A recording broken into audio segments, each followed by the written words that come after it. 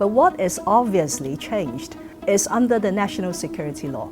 We have now seen stability, just to forget about all this chaos that have haunted Hong Kong for almost a year. I remember talking to you back in March, and you said what the new legislation and improvement of it will bring, the time will tell. I remember that very well. It will not affect or undermine Hong Kong's people's rights and freedoms, but let time tell.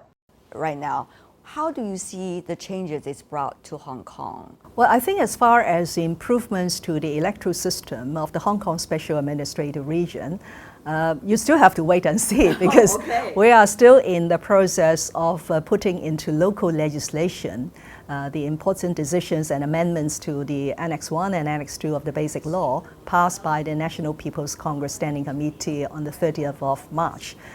The 3 rounds of very important elections have yet to take place. So the first election will be the 1,500 members of the election committee, which will take place in September, then followed by the Legislative Council election, and then followed by the Chief Executive election next March. So whether the improved electoral system will return the suitable candidates who are patriotic, who have Hong Kong's overall interests at heart, we have to wait and see. But I'm pretty confident. But what is obviously changed is under the national security law. We have now seen stability. We have now seen Hong Kong people recovering that freedom to speak their mind, to go out, and just to forget about all this chaos that have haunted Hong Kong for almost a year since the latter half of 2019. And I think that is a very obvious change, and that is a change for the better, especially for overseas investors.